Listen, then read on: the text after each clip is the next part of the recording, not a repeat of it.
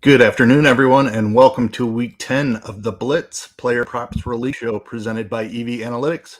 I am your host, Keith Eyster, Ice819 over at RotoGrinders and Scores and Odds. And I am joined today, as always, by the creator of the Blitz projection system. It's Derek Carty. Derek, how are you doing today? Doing pretty well. How about yourself? Not too bad. We've got a kind of an ugly Week 10 here that we're dealing with. Yeah, a little bit. Yeah, coming off of a 2-5 week last week, a little bit of a down week for us. Still up overall on the year, 20-15, 5 units ahead, about a 13% return.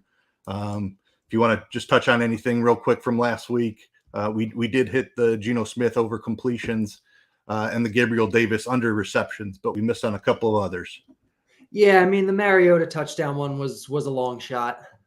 Sure. But then he wound up hitting it on Thursday. Like those kind of bets over time are going to be profitable. But when you're getting it at plus 210, like it's not going to win most of the time. But when it does, you make your money back. So it is what it is. Drake London is dead to me. Like he just like I don't know what it is. Like the math says he should be getting more yards than he is. Every single projection system on earth says he should be getting more yards than he is. And he hasn't. So we've been losing money to Drake London, but you follow the math and you play these types of plays in volume and you wind up being profitable. Like, yeah, we're on a bit of a downswing right now, but like you said, we're still up, 13% ROI. If you finish the year to 13% ROI, you're really happy with that. Like that's a good number. So it is what it is. We'll just keep building the sample size and we'll get back to winning soon. Yep, absolutely. Drake London looked to have an amazing target share to begin the year. That's just been coming down. Obviously, the Kyle Pitts narrative, they're trying to get him a little bit more involved, and he's still not productive. A little bit of bad run out on Deion Jackson. He left with an injury. Yeah, the injury. Like we've lost, I think, 3 of them this year to injuries, which kind of sucks. But it's part of the game. Yep, it happens. We're going to get back on track here this week, though. Got a couple good bets lined up here. Our first one looks like we're going over to BetMGM. We are looking at a game that I'm really excited to watch as a Bears fan. Detroit Lions at Chicago Bears, a big old 48.5 point total. We don't see many 48.5 point totals in Chicago in November, so very interesting game here. Chicago favored by 3 points. And the Bears offense has looked extremely competent here of late, which is amazing since after the first couple weeks of the season, they were looking like an all-time bad offense. Part of the keys to unlocking that have been Justin Fields here. So we are looking at the quarterback rushing attempts market. Justin Fields, obviously with his massive performance last week, he's now he's running the ball a lot more. We have a rushing attempts line sitting at 9.5 here. So we're looking to go over Justin Fields rushing attempts, 9.5 rushing attempts, minus 105 here on BetMGM. Yep. I like this. The Blitz is projecting a little over 13. So we're getting a pretty big disparity here. We're getting it at close to even money. It was plus 105 last night, which would have been nice, but minus 105 is still good. A lot of the market is minus 120, minus 125. So if you can get in at this number here at MGM at minus 105, this is the best on the market that I was able to find. So I like this.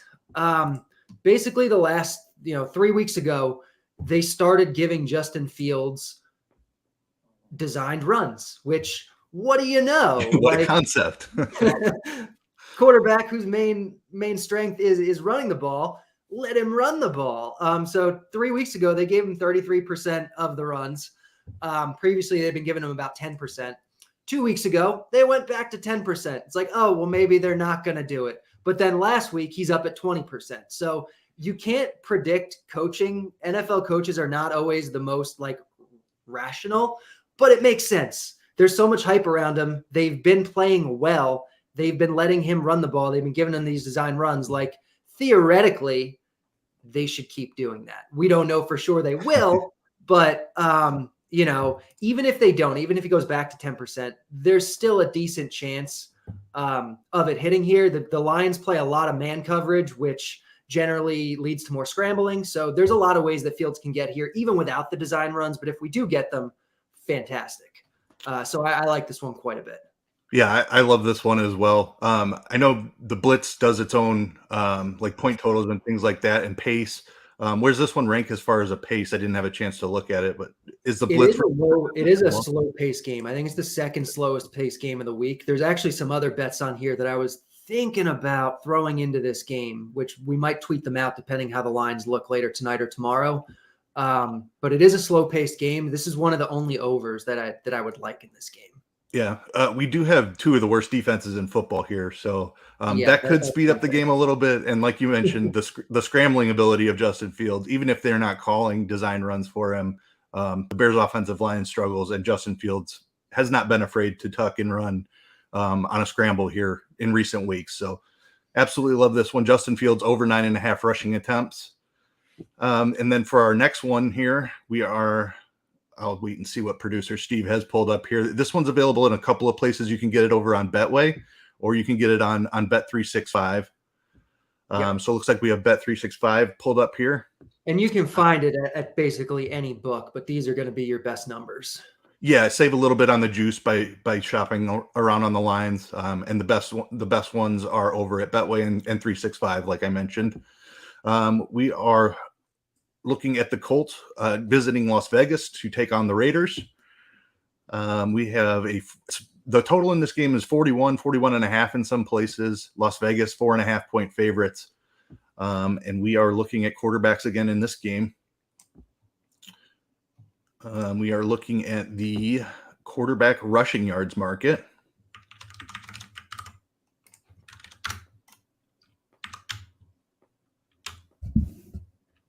There we go. And we are looking at Sam Ehlinger under 30.5 rushing yards. You can get that at -110. There you go. So Ehlinger under 30.5 rushing yards, -110 over here on Bet365. Yep, this line has been moving down. It opened at 34.5, about -110, -115.